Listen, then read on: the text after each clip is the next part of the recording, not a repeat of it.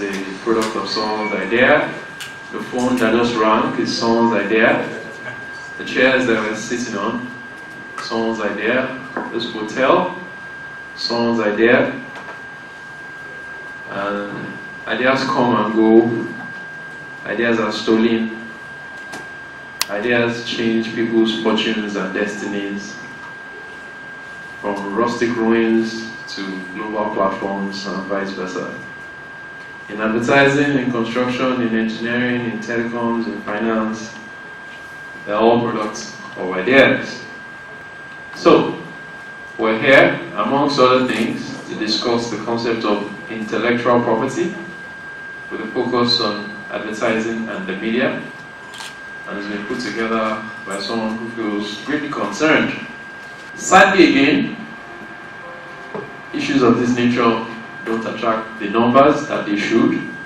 But for those of you who are here, you value you value ideas more than food, and you value your future more than today. So I'm going to ask that you please put your hands together for yourselves. Let me start by introducing the convener of the event. Nosa Owade is a lawyer by training and practice. Please put your hands together for him. Knowing on how he made a foray into advertising, media, and marketing, maybe he'll tell us as we go along. He's done extensive work on intellectual property law and consulting for various companies in Nigeria. In addition, he has over 2 decades of top-level experience in various aspects of marketing communication, business development, which he has acquired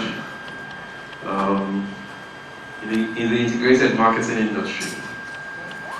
He's worked with various clients in virtually every sector of the Nigerian economy: banking, FMCG, breweries, pensions, e-commerce, food seasoning, telecommunications, soft drinks, non-government organizations, and has built a strong relationship with major stakeholders and regulators in the integrated marketing business in Nigeria. He runs G Law Firm. They are legal practitioners and consultants. Thank you for bringing us all together. Okay, so for a brief introductory remark, let me invite Nosa Owade to tell us why and how this workshop. Over to you, sir.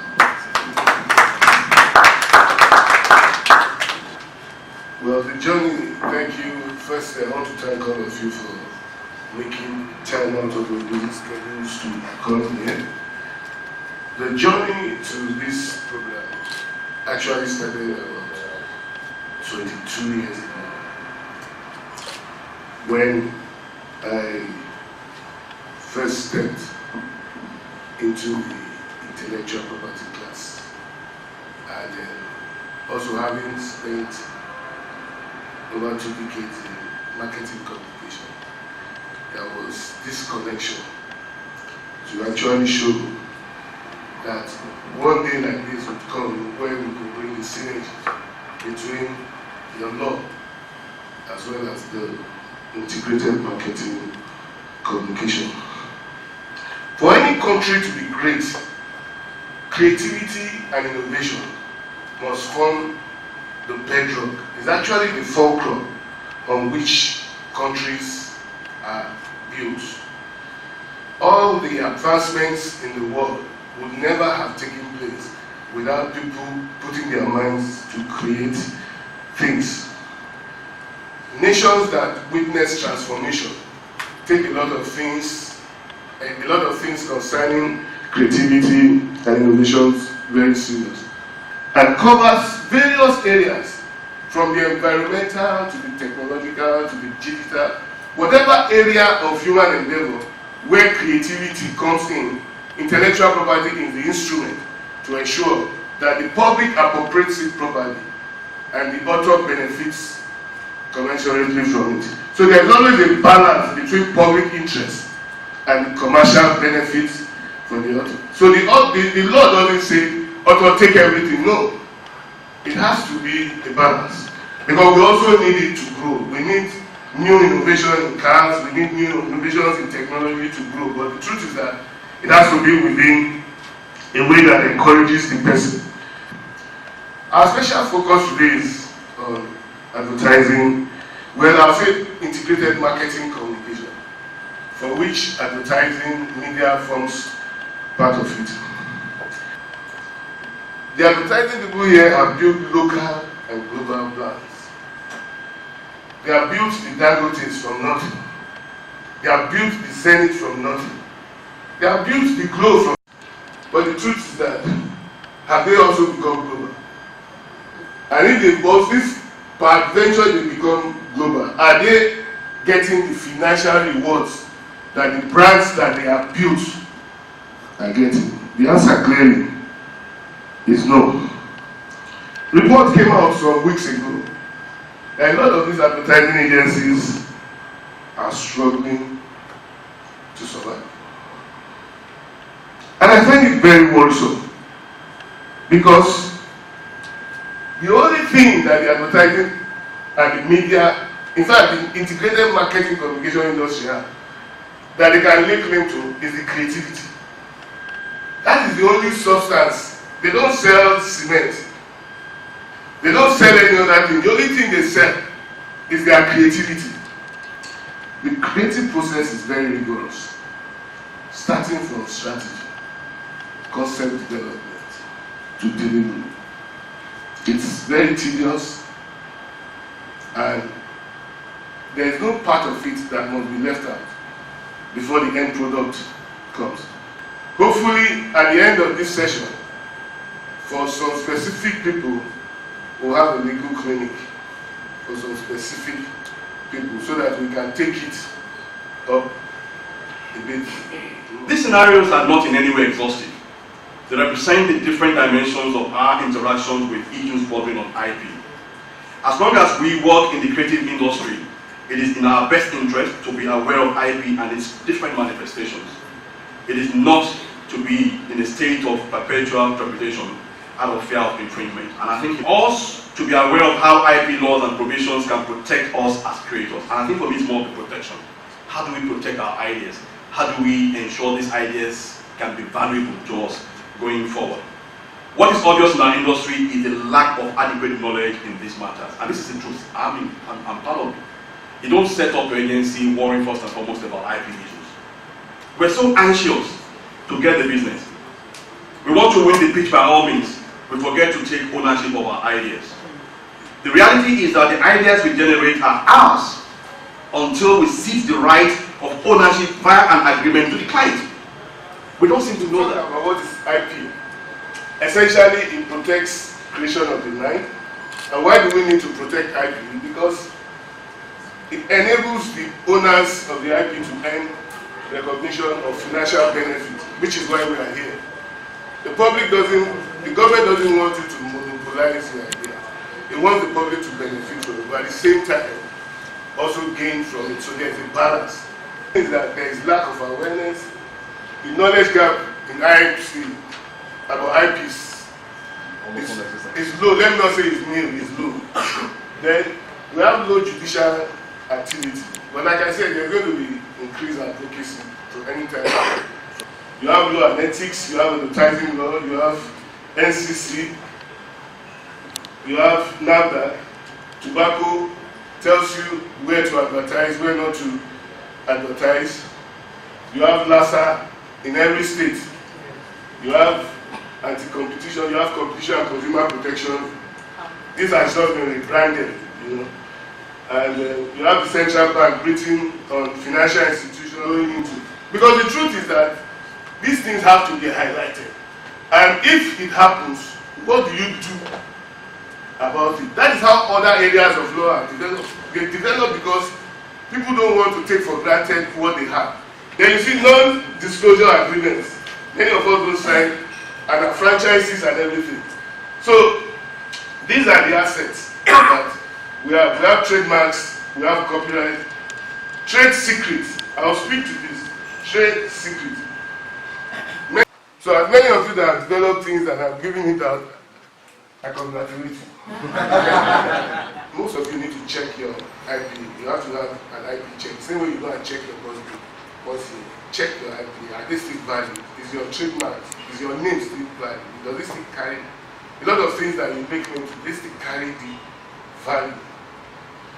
From a general perspective, what I would say is it starts with there's a lack of clear education for individuals as to what constitutes intellectual property.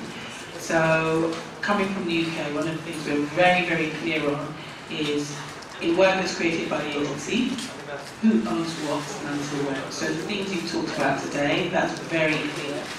And then also, from the producer perspective, there's also a very clear viewpoint as to if you create a piece of content, are you creating it from you're making it available and you will make it available to a platform who will bring it to a wider audience. Therefore, you give up some of the rights you have and you make it royalty free, versus you truly understand the value of what you've created, or you go for something like a rights managed approach. The rights managed approach gives you longer term opportunity to earn. It's used quite frequently in things like music. When you see some music videos, you see shot by who? Clarence Peters. He's owning it. You guys are not owning it. And you're more powerful than your clients. You don't even realize. Like she just said, she called you a producer. You're not really for lying. You have an advertising agency. Even those that have tangible assets are not protecting them. They're not even aware of what is protected. How much more intangibles? If you look, we've done enforcement where if you go to the law, the penalties that are paid with those that infringe are so abysmal and ridiculous. Yeah. You know, somebody infringes on your intellectual property that is worth, we're not even valuing them anyway, that is worth so much, and all he gets is a 20,000 naira fine. I'm going to use the arm. So the next biggest thing that any economy must work in is what you call knowledge economy. It's not about what you produce, it's about what you know and what you trade with what you know. Now, for a knowledge economy to be successful, there has to be a strong IP regime. Without that IP regime, no knowledge can go. How brands make us. And as much as that, we like to consistently inform our agencies and we reiterate to them all the time that what they do affects us. Now the clients that you told that you've been paying all this while and you told them you were charging them backlog for 3 years, did they pay? And how has the relationship been since then? And number two to Buki. Buki, if that agency wasn't working with you anymore, would they still have been liable? I want to know whether infringement on IP is strictly that of civil or criminal. Because if it's civil, the damages higher than, that can, if it's criminal, can take off imprisonment and the rest of it. Then the other one is to Madam from Frisland, Capina, Wampo. Because recently I was conducting a research on CSR and business performance. I asked some people to administer questionnaire for me and sent them to your organization. They were refused. But I discovered that it was not only quantitative data that I needed, qualitative too. Meaning that I have to go to look at your annual report, stage report, and so on. The past 5 years, these are public property. You protect them. To what extent? Are they not public property? Please, can you answer that? Yes, okay. In our line of work, we produce jingles, and I want to know, is it possible to copyright those jingles that the station I work for does not own the jingle, even after I've done it for them? Then the second aspect to it is that, while I'm at station A, and I produce a program, say a particular program, I have the content for that program, can I transfer it to station B when I move to station B and still own that program without any legal wala? Okay, then the second thing to you, I don't know, this has to do with social media and all that. I present sports as well. Let's say I tweet a picture of FIFA using their logo or NBA or anything on social media. If I tweet that logo, am I running the risk of being infringing on their logo or anything? Let's say I'm trying to promote my program and I put a logo on Twitter or any social media handle. That's just what I want to know. Thank you. My name is Emmanuel and I run Character Media. We produce ads for Instagram, Facebook, and your short videos you see before, your YouTube videos. To find out, is royalty free really royalty free?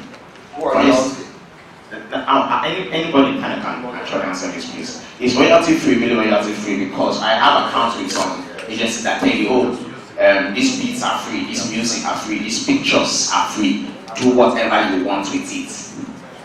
So are they really free? Can you do an ad like that and put it on an international platform and not get into trouble? Secondly, how do I protect my proposal? This is always the problem. You will send the proposal out, and maybe because the cost is too high or something, they will pass it over to your internal person there to implement it, and before you know it, you know.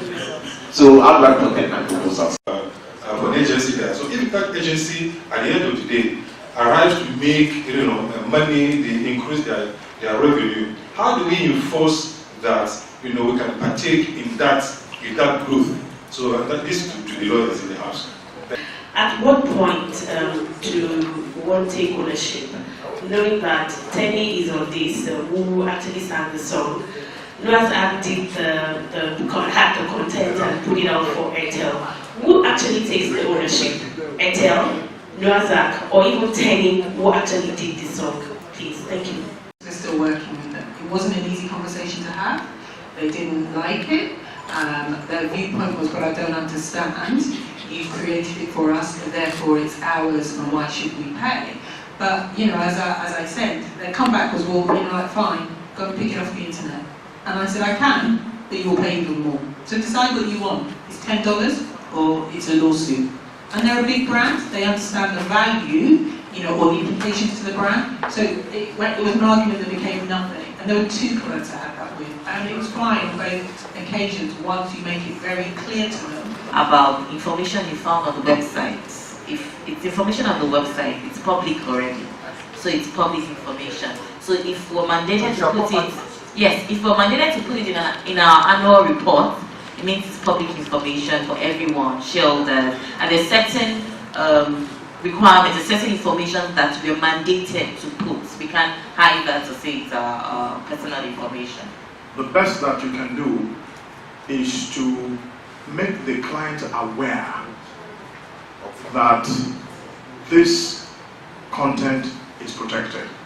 Don't just write some scrappy thing at the bottom. Probably follow up with a proper letter to say that this is protected. That said, if the company employed you to do that work, it is actually theirs. So if it was created by the organization and you are just the anchor, you can't take it away with you. But there are people who produce programs and they air them on a station. It is your property that you are running on that station. There's nothing stopping you as an agency to have your own publishing business. Yeah. You publish the music and you earn, stuff on it like he's been doing. Yes. For God knows how long. You share. Eventually, when the time lapses, it goes back to him. And he starts sharing with Tenny, whoever needs to. So you might probably go on Apple Music and they start sharing income. Where are you? Where is this picture going? Sorry.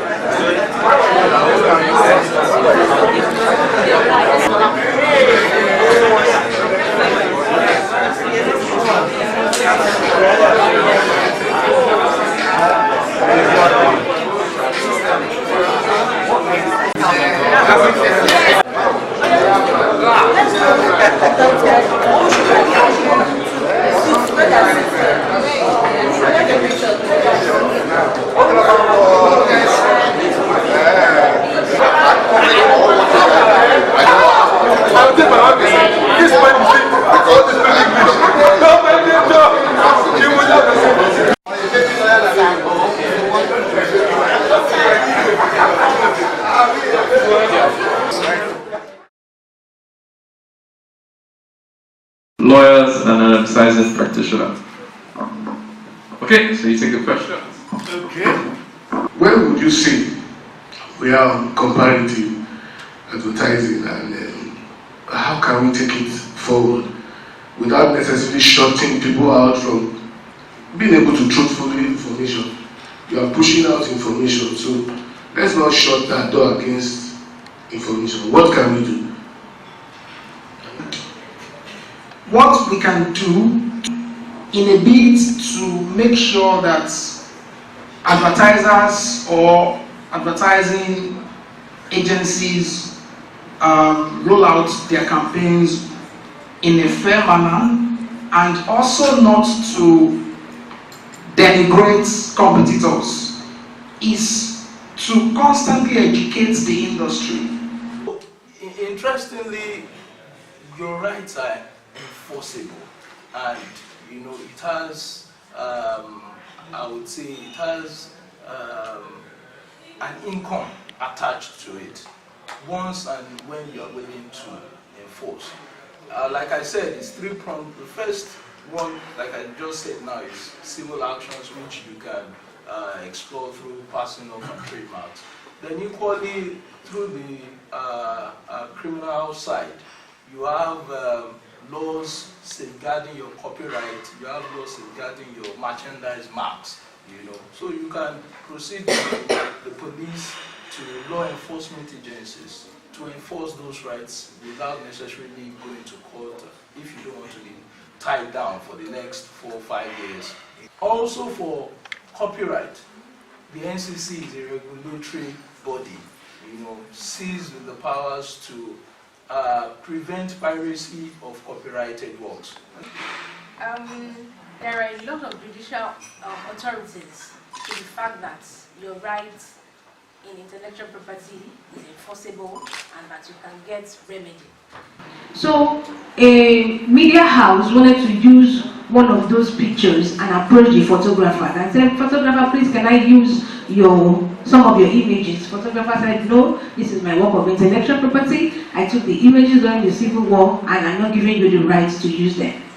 Behind the photographer's back, the media house, the magazine, went to use some of those pictures in their magazine. The court said, "No, you can't do that." And the court awarded millions of naira to the photographer for copyright infringement. So there are very few brands who are very conscious of the need to protect their intellectual property. Now, if you don't understand how branding works and how brand equities are built, then you will not pay attention, to these things that we're talking about. But a critical part of that whole process, where it all starts, is first of all to establish if that infringement has taken place.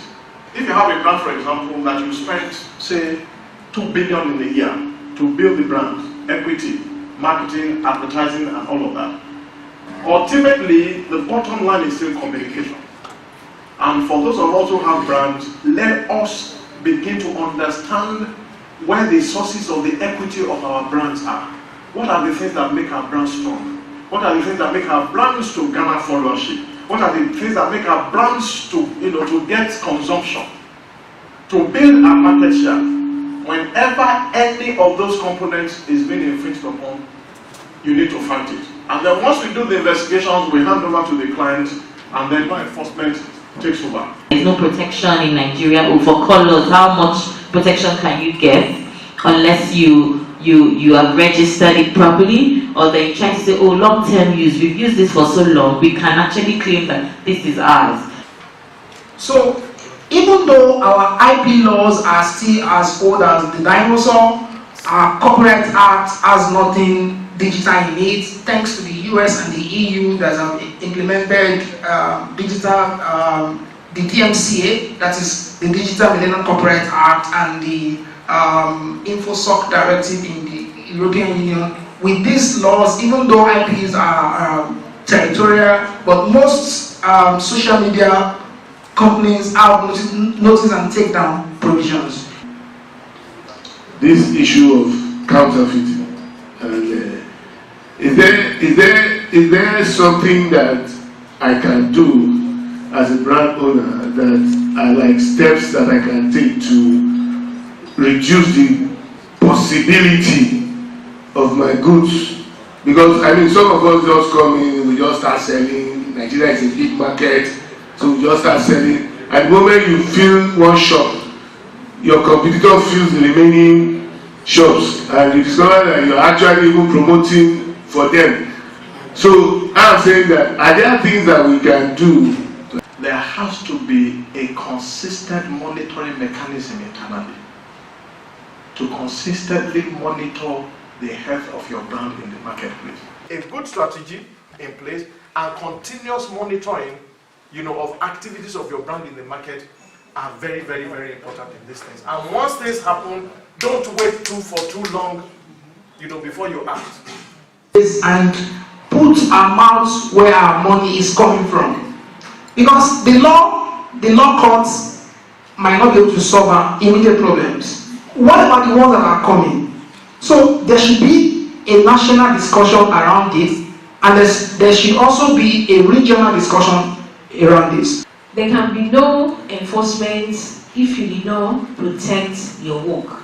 But one major means of protection is by registration. Either your name or your logo or your sign, your symbol, you have to register. If it is not registered, there's no how you can enforce.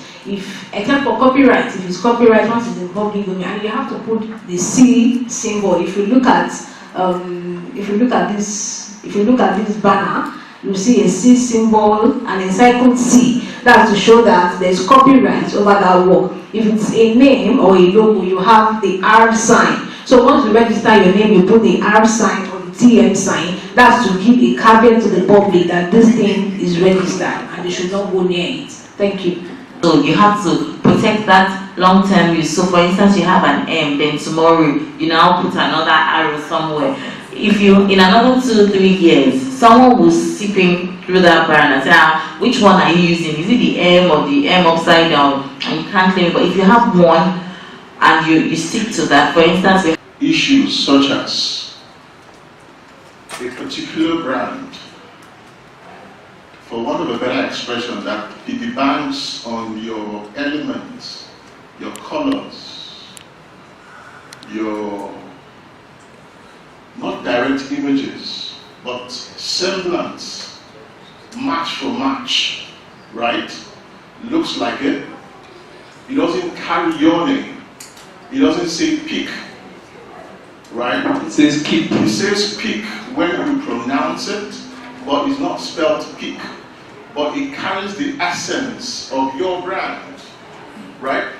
And so, if I see that on the shelves in the store, and I go for it thinking it's your brand, right? Obviously, it's going to impact on your revenue. How do you deal with that? Where do you draw the line in terms of what is acceptable and what is not? And of course, after event, you can have a photo reel, or you have an advertorial, and show all people who have attended. Now, do I need to now, ask for permission of my guest before I can publish, that they attended this event? That is like a new dimension for me. And I can even claim damages and say, oh, I've lost revenue because of what he's done. I'm going to claim that loss of revenue from him. So trademark dilution can come from two perspectives, actually. Dilution by blurring. When you project the image of a popular brand in a denigrating manner in the public to ensure that the public take a dim view of the brand, that is trademarked by tarnishment. You can, there's a new sheriff in town, by the way. It's the FCCPC, Federal Consumer Protection and Competition Act. So I think section 116 of the act disallows you from engaging in acts that amount to trademark dilution, either by blurring or by punishment. So they can still come after you.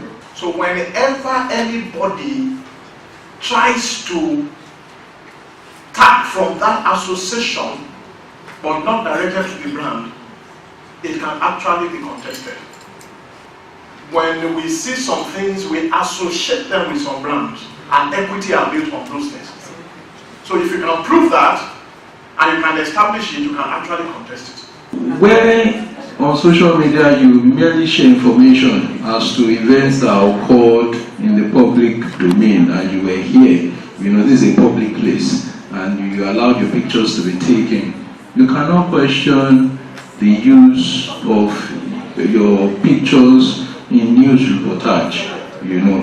But when it now comes to using it for commercial purposes, to sell, to get economic benefit, then it raises a question of violation of privacy rights. Just get very much again. Please can you all move to the media wall for a group photograph? Thank you very much. Olaniwa Ajayi, Jackson Eti, and so lawyers are giving you a free opportunity today to pick their brains so that you can attain Olympian heights. Thank you very much.